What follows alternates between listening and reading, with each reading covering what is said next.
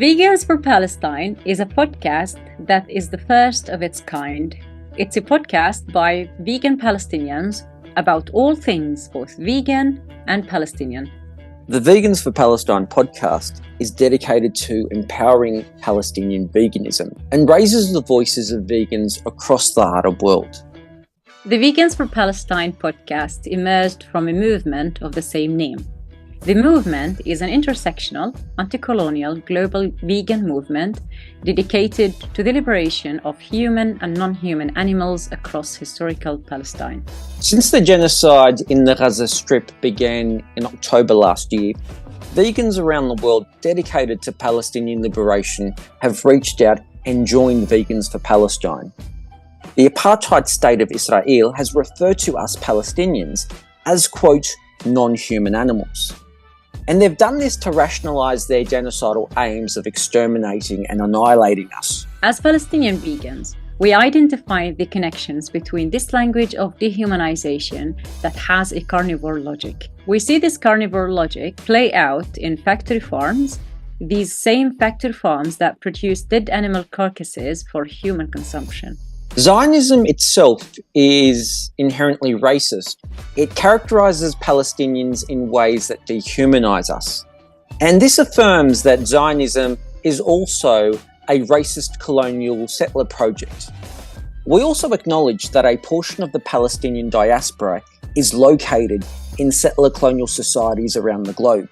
And we'd like to point out that the Palestinian cause has solidarity with Indigenous populations around the world today. We hope that this podcast not only empowers Palestinian vegan voices, but also educates vegans worldwide about intersectional veganism and the Palestinian struggle. And on that note, I'd like to introduce my lovely co-host, Dalal and Rayan. Dalal is a digital media creator, educator, and she hails from Palestine. And she pursues a vegan on a budget philosophy, where she explores veganism and its intersectionality in her life and the lives of those around her. Meanwhile, Dalal also maintains a low-waste lifestyle to the best that she can. Dalal also hosts her first Arabic language vegan podcast, which is called What the Batikh, which translates to What the Watermelon. And on this podcast, Dalal talks to Arabic-speaking vegans about their vegan stories and explores the intersectionality of veganism within their lives, as well as for advocating for Palestine, because what the Batikh. So my lovely co-host, Rayan Natur, he is located in Wiradjuri country, which is the Aboriginal name of the land that he resides in, Australia. He has taught Aboriginal and Torres Strait Islander education across many institutions and is an expert in anti-racist social justice perspectives and decolonizing education curriculum. Rayan can communicate in Auslan, Australian Sign Language, and is regularly in contact with deaf people all over Palestine. Hey Rayan. Ahlan Dalal. Hey, I'm really looking forward to today. Hey, so some people in our audience might be wondering, why do we need to talk about the history of Palestine on a podcast about veganism? And we'll get to that shortly. On our first podcast episode though, we're exploring the Nakba specifically, and we'd like to emphasise that this Nakba is ongoing, and the genocide in Gaza is just one of many manifestations of the Nakba.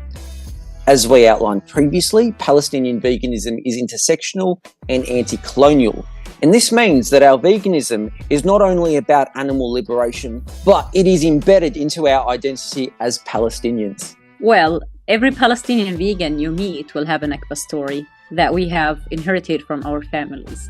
There will be lots of non-Palestinian and non-Arab vegans listening to this podcast, which is great. And to you listeners, we say that if you want to learn about Palestinian veganism, it means you will need to learn about our Palestinian history. We will first listen to Dr. Ghada Karmi's recollection as an eyewitness to the Nakba of 1948.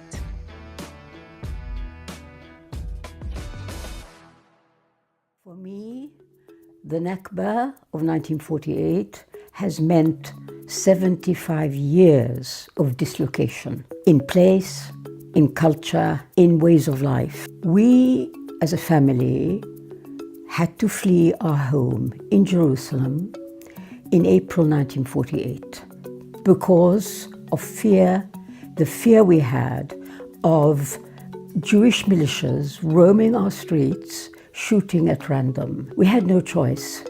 But of course, when we left, we thought it would not be permanent. We thought we would be back. How wrong we were.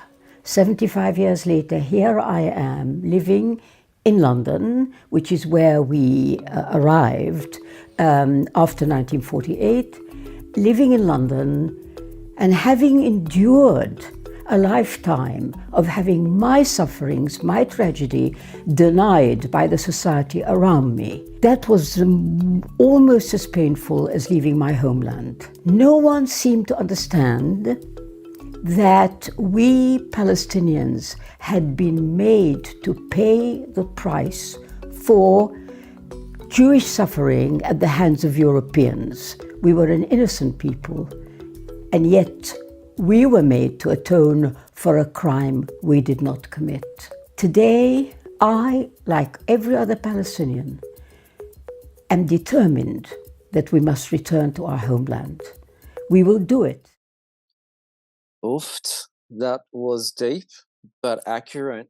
What are your thoughts, Dalal? I think it sums it all up. We don't need to do this podcast. We can just go back to our businesses. No, it's really hard. Honestly, it's really hard just listening to these testimonials of Palestinians who were displaced of their homes back in 1948, and now they're still living proof that Palestinians existed and they had their own memories in Palestine that they built with their families, and now they can't really access that. They can't go back to their homes, they can't go back to their villages or towns. And we're living today to listen to these stories and keep this conversation going about the Nakba. Absolutely. And what Dr. Karmi said that really hit home for me as someone who is currently outside of Palestine is that we will return. And it's not a matter of if, it's a matter of when. But the trauma of the Nakba was really captured in Dr. Karami's tone, in the way she summarized her story. And I liked how she said that a lot of her family were expecting to go home. It was supposed to be temporary because that's a common narrative among us Palestinians. When you talk to Nakba survivors, they will say that they were under the assumption that they were going to leave their home temporarily. And I suppose my question for you, Dalal, is every one of us Palestinians, we've got a Nakba story. And I want to hear from you in terms of when did you first learn about the Nakba? Do you remember how old you were? Do you remember who told you about the Nakba? That's a really good question. I think I don't really have the Nakba story like majority of Palestinians, but I remember ever since we were little kids, we were really opening our eyes to the Nakba and the stories that we grew up listening to and hearing from our teachers in schools and in kindergarten, all the way growing up. I think it's always been there that there is all these massacres happening to Palestinians in villages like Deir Yassin.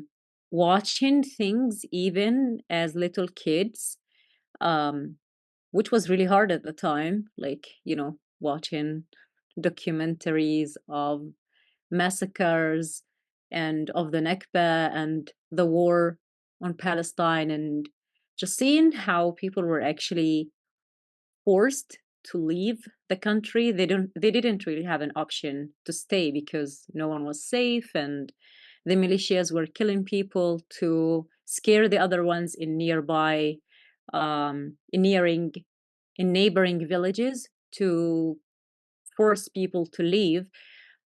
And just now, actually looking back, for a child to go through all of that, it was never something that I can ever forget in my life. People talked about it because you see your grandparents talking about their memories. I know that my grandparents had their own memories of the Nakba, which is another annual day of commemoration of the Palestinians' displacement in 1967. It's growing up around people who really had their stories about how they were forced to leave their villages. And luckily, my grandparents came back. They reached the Jordanian borders, and then they decided that they didn't want to leave and they want to stay at any expense. And they came back to the village. Everything was robbed. Nothing was there because, Israeli occupation had um, taken over the place when people were kicked out, or they feared for their lives and they had to leave. I know my mom was a little girl at the time, for instance, and her parents, she has her own memories as well as a kid who had to leave her house and go out of that village, and then she came back, and she has that memory of that experience still today with her. It's sad to say that I am currently living the continuing Nakba, the continuing suffering and displacement, even now in 2024, and this is something that Palestinians are still living through.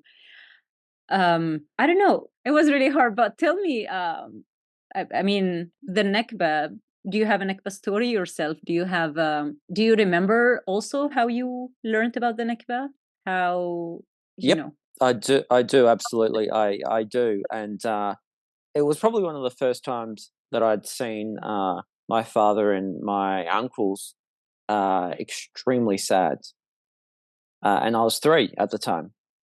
And I just remember that the story was that the reason why we were not currently in Palestine is because the Europeans were trying to murder us. And so my family fled. And even though my family is actually from Ramallah, which, as you and everyone else knows, is in what we now call the West Bank, on my father's side, I have an unusual Nakba story in the fact that my father's side of the family, even though we are from Ramallah, they actually fled from Al-Quds, Jerusalem, back to Ramallah because of what was happening in Deir Yassin. By the time they got to Ramallah, the population in Ramallah were panicking because they were seeing all these people come from Lid and Ramla with all sorts of stories that the Zionist soldiers massacred people, did unspeakable things to women, murdered children in front of their parents, murdered parents in front of their children.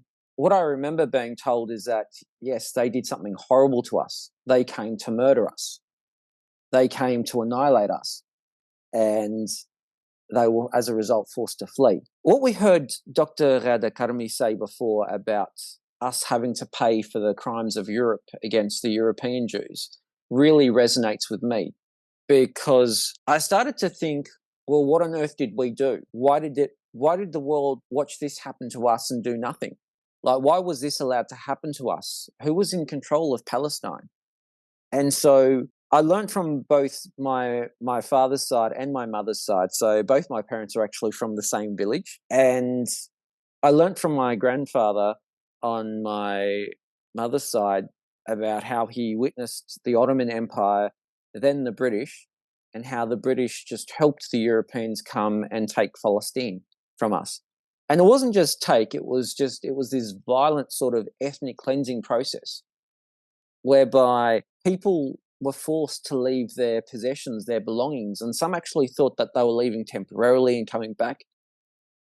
And it is, and now I'm lost in my thoughts, yeah, Dalal. Like now, I think this is the unspeakable part.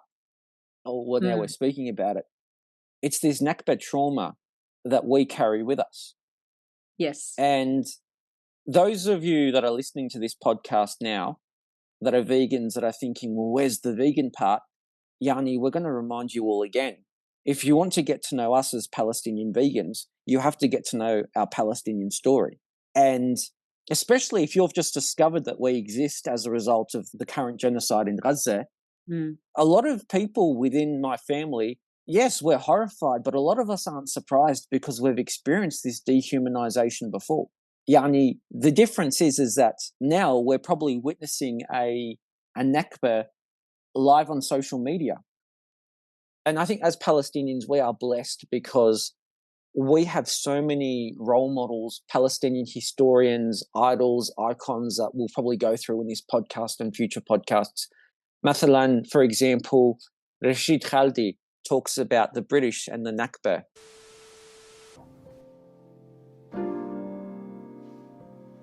The Nakba was made possible by the British. In that sense, you're right.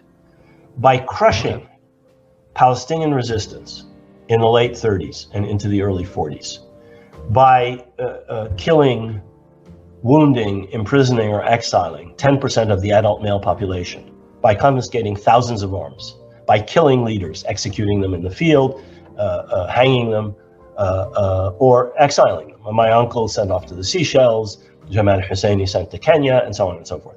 The British crushed the Palestinian national movement.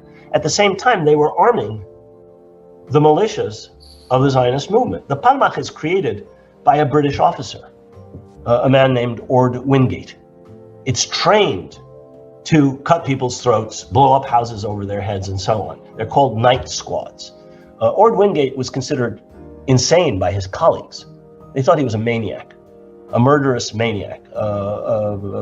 General Montgomery, Field Marshal Montgomery, thought he was insane. He died during World War II. Wingate. They were arming and training and organizing these militias to help them fight as auxiliaries, to help them fight the Palestinians in the 1930s. And so what happens thereafter, at a point when Britain begins to deviate from its support from the Zionist movement, is that the Zionist movement now has the wherewithal to conquer Palestine. The Palestinians have been crushed, and they have the military wherewithal. And they move to Moscow and Washington for support, having given up on Britain. The actual work of the Nakba is carried out, of course, by Israeli militias, Zionist militias before May 15th, 1948, when the state is established, and by the Israeli military after the state is established. But the militias become the army. The organizations that were set up with help of the British, governmental organizations in the 20s and 30s, become the government of the state of Israel. Most importantly, one of the key historical events that contributed to why people talk about Palestine and the Palestine cause and what other people frame or refer to as the Arab-Israeli struggle, the conflict, this and that. But in short, it's the British Mandate. We're talking about the years from 1917 through 1948, when basically the League of Nations granted Britain the mandate over Palestine after World War I. That mandate actually came with the Balfour Declaration of 1917, which, in short, really supported the establishment of a national home for the Jewish people in Palestine. And also, it didn't really state anything regarding Palestinians. So that period also saw significant immigration of Jews fleeing persecution in Europe. And I think that's also what Dr. Kermi was referring to. We saw more the rise of Zionism, particularly in the early 20th century as well. Even before the British Mandate, I think we can't really we can't really ignore that there has been a long-running Ottoman rule as well, between 1517 and 1917. So about 400 years also of Ottoman rule. Yani, we've always been an occupied people. We've always been, and I think relatively there were probably some short periods of time where there were probably no killing or no executions or no, I don't know how to call it, really. Just, I wouldn't call it peace, but neither liberation. But I think people somehow were finding quiet time during these unsettling events. But by the time the British got to us and gave our land, enabled the Zionists to sort of colonize Palestine, it's like these are people, Europeans in general, they were very well, with the exception of the Irish, That's my understanding, and a few others. They were experts in terms of colonial projects. Yani, they colonized like neighboring islands. They colonized North and South America, what we now call Australia, Hawaii, Aotearoa, New Zealand, Asia, parts of Africa. So, Yani, by the time they got to 1948, they knew exactly what they were doing. Like, it's this level of racism that I think we need to unpack.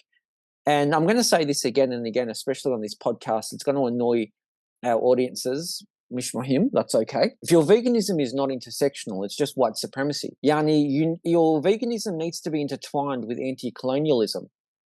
Otherwise, it's just pointless. It's just performative. It's just performative activism. It's just white veganism. I can add that I agree with you about the point of veganism, because for vegans committed to the principles of compassion and justice and ethical living and all of these values, I think understanding the Nakba is important for recognizing the interconnectedness of different forms of oppression and maintaining ethical consistency, as well as supporting broader movements of social justice and really just that part of you as a vegan being educated on Palestine, on the Nakba, on the Naksa, on all the historical events happening that really contributed to the suffering and continuous ethnic cleansing of Palestinians. Vegans can really become more informed advocates for both animals and human rights. I explored one episode in my podcast. One of the things is that you can't just advocate for animal rights without advocating for human rights, because how does that make you a vegan? You know, it's not just it's what you said, it's white supremacy. It's that idea that, oh, just being vegan is this and that, but it's really intersectional, it's really inclusive, it's really an ethical value system that you align yourself with when you become vegan. So, and not just with Palestine, but really with all human suffering, all human causes, all human issues, being an advocate for that also just makes sense. Yeah, what is the point in sort of this performative activism of, animal liberation if it means that you're watching humans suffering? I mean, and we can have a whole podcast on the devastation that both animals and humans have faced across Gaza. Zionism and veganism, they're both incompatible with one another because Zionism is a racist colonial ideology. على هذه الأرض ما يستحق الحياة، رائحة الخبز في الفجر، تعويذة امرأة للرجال، غيم يقلد سربا من الكائنات،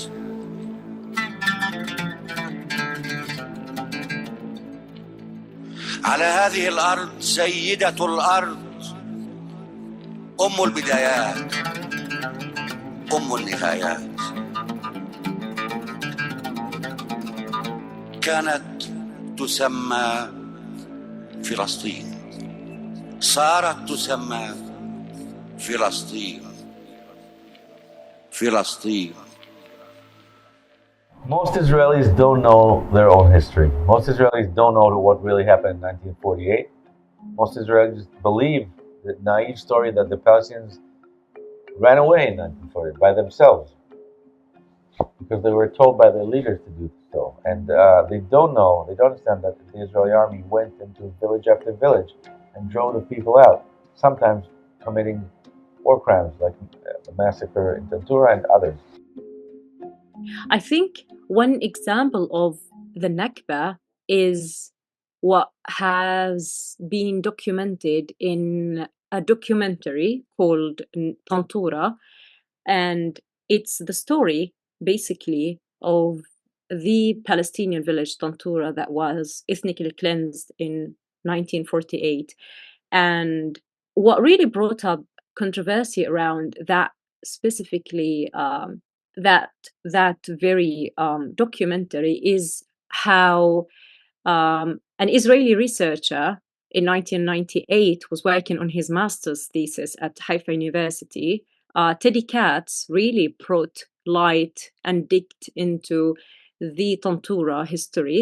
And it was sad that he was persecuted later on, obviously, for basically exposing that genocide that happened in Tantura. And it really unleashed a storm in Israel at the time. That research that he worked on, that really brought him a lot of issues, simply because he researched one side of history that Israel continuously just avoids and pretends that it never happened, it never existed. And that is also another story that they tell the immigrants, they used to tell the immigrants at the time, and also that older generation of Jewish immigrants, how, they came to a land with no people, because what else would you tell people when they come from another country and you try to encourage them to settle in someone else's land? My family was displaced from a village called Tantura. Tantura was a beautiful village on the Mediterranean Sea, just south of Haifa. The family went to sleep like normal. In the middle of the night, they started hearing gunfire. By early morning, the whole village was attacked. The evening that the village was attacked, up until the early morning, a massacre had occurred. They killed several hundred people, including many of my distant relatives. My uncle Adnan was actually at the mass grave at gunpoint, forced to collect the bodies and throw them into the mass grave. In fact, one of the bodies he was collecting was his friend's father.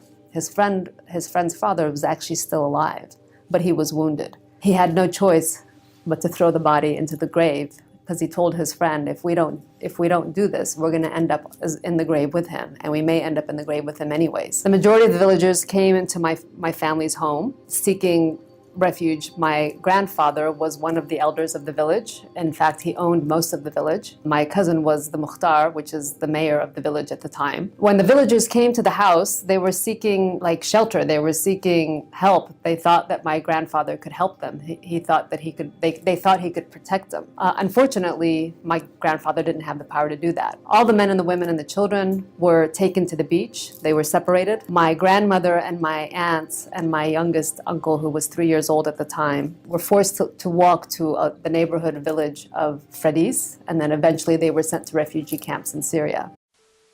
I was reading online one of those articles that was documenting a short collection of the things that happened in Palestine, especially, the Nakba statistics, what actually happened.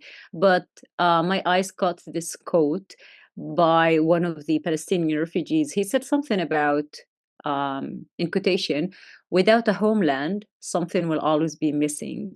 We'll never have dignity." And I don't really have any other words to basically stop there and just leave it with people to think about. As we advocate for animal rights and for human rights, it's always to remember that we're really advocating for dignity. Really, it's just giving people back what they lost because of all these wars, because of all these years-long suffering and occupation, because none of that makes any sense.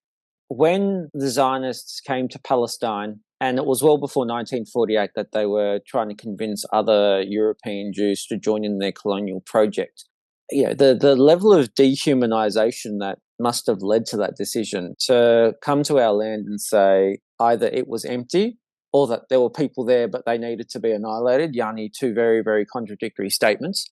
But there's also this trauma that I think you and I and every other Palestinian carries with us in our families. I suppose to the disappointment of the Zionist movement is that we haven't forgotten. Neither would any one of us would actually forget any of the atrocities our grandparents and their parents and their families endured throughout the years, 76 years on, and we're still living that in today. It's, as you said earlier on, it's documented, it's on social media live. And it's important to remember that we're seeing now is just the tip of the iceberg. When you look back at the years, particularly between 1947 and 1949, there is at least 750,000 Palestinians from a 1.9 million population who were made refugees beyond the borders of Palestine.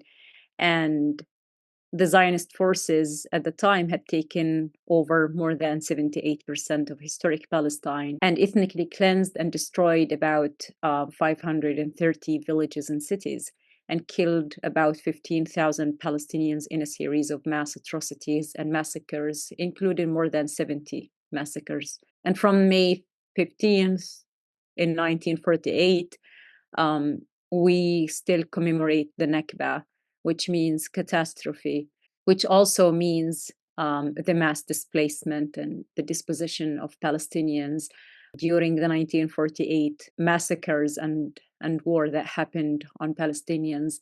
And before that, as we recalled, Palestine was really occupied throughout the years, but people forget that it was really multi-ethnic and multicultural, diverse, with people from different backgrounds, with different religions. People forget that Jews lived together with Muslims and Christians and maybe non-religious people in Palestine throughout the years. And they just take that part of, focusing on one incident in history apart from all the other connected incidents. You're right, though. You're like, well, I think let's just talk about that component, because Palestinians, we are not a monolith in terms of who we are culturally, linguistically, ancestrally, religiously as well.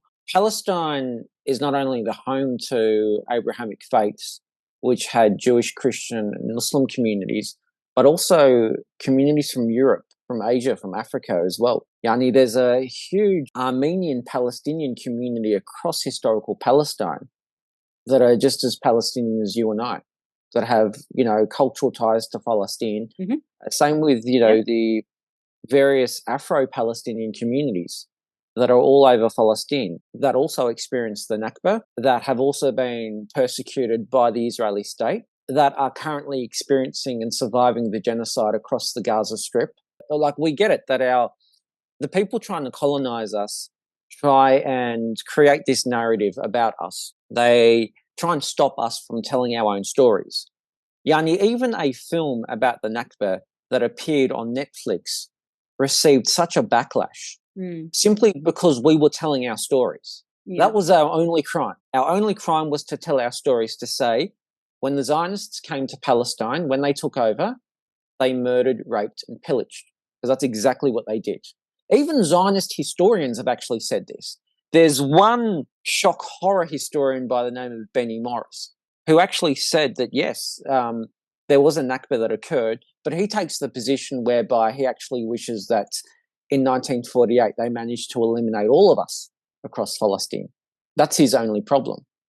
So what you said before made me also think about what life is like living in a settler colonial society in a different part of the world, in what we now call Australia. Wow, tell me more about that. Oh, look, what we now call Aotearoa New Zealand, Hawaii, Turtle Island, all these different settler colonial societies, they tend to have this national day where they celebrate their birth. And in this one here, they call it Australia Day. And it is when the British basically came to what we now call Sydney Cove, or what is actually the lands of the Eora people. And so from that day, they all of a sudden in the 80s, they decided to celebrate the National Day. Whereas well before this National Day was formed here, the First Nations peoples here commemorated that day as a national day of mourning for them. And when you look at these settler colonial projects, if you see one side that's celebrating a so-called National Day of Independence and the Indigenous population is celebrating a National Day of mourning, you've really got to question why anyone would support those celebrating a so-called National Day of Independence. Yani, if someone's celebration is someone else's day of mourning, what you're witnessing is a settler colonial society, which is not very vegan at all. Settler colonialism, genocide, I can't believe I'm saying this, but I've had to say this in some vegan circles, especially here, in a Western society where I'm based at the moment. Yani, settler colonialism is not vegan. And it's so bizarre that we're even having this conversation now in vegan circles, where we're having to educate non-Palestinian vegans or non-Arab vegans that, hey, genocide isn't actually vegan. Describing humans as being animals and then describing the need to slaughter them, surely that goes against vegan values. Again, if your veganism is not intersectional, what's the point? Yani, it's like being a vegan who eats meat. Someone who only eats dead fish carcasses as opposed to dead chicken carcasses. Yani, just to sort of make yourself feel good about your existence, or to sort of, it's very, very performative. It's pointless. Yeah, it's mostly like being on a plant-based diet where you're probably doing it for health reasons or for, losing weight, gaining muscles, whatever that would be, and then not necessarily understanding the full perspective of that philosophy on its own of being a vegan. I think maybe we can actually leave this for the audience to probably think about and share their perspectives of why they are vegans and maybe how they see Palestine and the Nakba from a vegan lens. I think I would love to hear from the audience on that. And also back to our very first question is, if you learned about the Nakba as a non-Palestinian, non-Arab, and you would like to share with us anything of what you learned about growing up, about that experience, about that story, about that narrative, we would love to hear that story from you. So, yeah.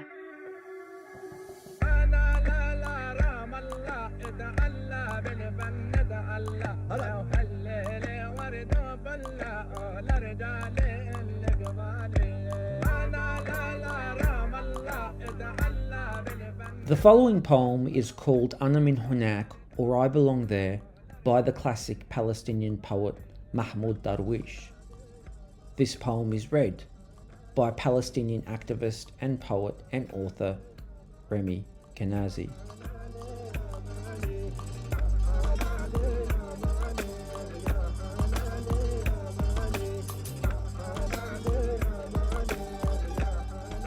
I belong there.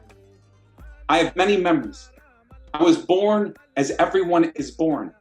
I have a mother, a house with many windows, brothers, friends, and a prison cell with a chilly window. I have a wave snatched by seagulls, a panorama of my own. I have a saturated window, meadow, and the deep horizon of my word. I have a moon, a bird's sustenance, and an immortal olive tree. I have lived on the land long before swords turned man into prey. I belong there. When heavens mourn for my mother, for her mother, I return heaven to her mother. And I cry so that a returning cloud may carry my tears. To break the rules, I've learned all the words needed for a trial by blood. I've learned and dismantled all the words in order to draw from them a single word. Home.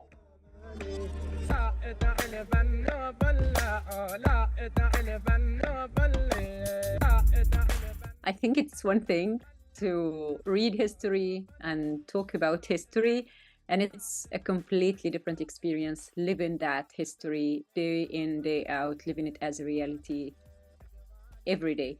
And 76 years on and later, we are still living the Nakba.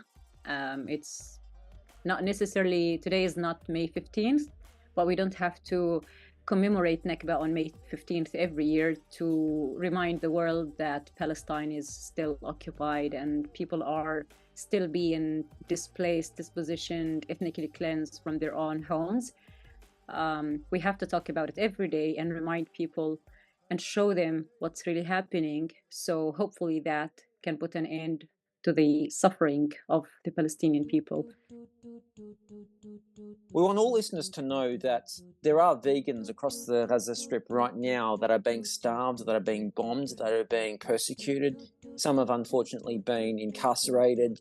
Some have been begging for scrap. Some have set up GoFundMes. Please follow Vegans for Palestine. Get in touch with how you can support us, how you can support vegans across the Gaza Strip. Learn about Palestinian vegan initiatives.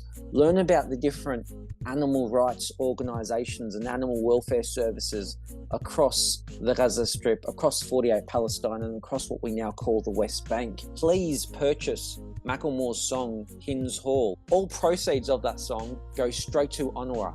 And as we all know, UNRWA at the moment is being starved by Western powers. And when UNRWA is starved, it means that the people of Gaza continue to starve. So please support us. Please see our humanity during a climate whereby the state of Israel is constantly comparing us to animals, equating us with animals to justify our slaughter. What we ask is that you counter that by seeing us as humans. Yeah. The people, they won't leave. What is threatening about divesting and want a piece? The problem isn't the protests, it's what they're protesting. It goes against what our country is funding. Block the barricade until Palestine is free. Block the barricade until Palestine is free. When I was 7, I learned a lesson from Cuban Eazy-E. What was it again? Oh yeah, fuck the police. Actors and badges protecting property in a system that was designed by white supremacy. But the people are in the streets. You can pay off Meta, you can't pay off me.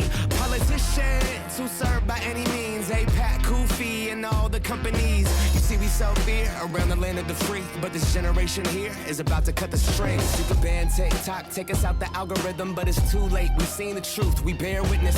Seen the rubble, the buildings, the mothers, and the children, and all the men that you murdered. And then we see how you spin it. Who gets the right to defend and who gets the right of resistance. Has always been about dollars and the color of your pigment. But white supremacy is finally on blast, screaming free Palestine to their home at last. We see the lies and claiming it's anti-Semitic to be anti-Zionist. I seen Jewish brothers and sisters out there and riding in solidarity and screaming free Palestine, with them organizing and learning and finally cutting ties with the state that's gotta rely on apartheid system to uphold an occupying violent history been repeating for the last 75. The Nakba never ended, the colonizer lied. If students' intents posted on the lawn, occupying the quad is really against the law, and a reason to call in the police and their squad. Where does genocide land in your definition, huh? Destroying every college in Gaza and every mosque, pushing everyone into Rafah and dropping bombs. The blood is on your hands, Biden, we can see it all. And fuck no, I'm not voting for you in the fall. Undecided, you can't twist the truth, the people out here united. Never be defeated when freedom's on the horizon. Yet the music industry's quiet, complicit in their platform of silence. What happened to the artist? What you gotta say? If I was on a label, you could drop me today. I'll be fine with it, cause the heart fed my page. I want a ceasefire, fuck a response from Drake. What you willing to risk? What you willing to give? What if you were in Gaza? What if those were your kids? If the West was pretending that you didn't exist, you want the world to stand up, and the students finally did. Let's get it.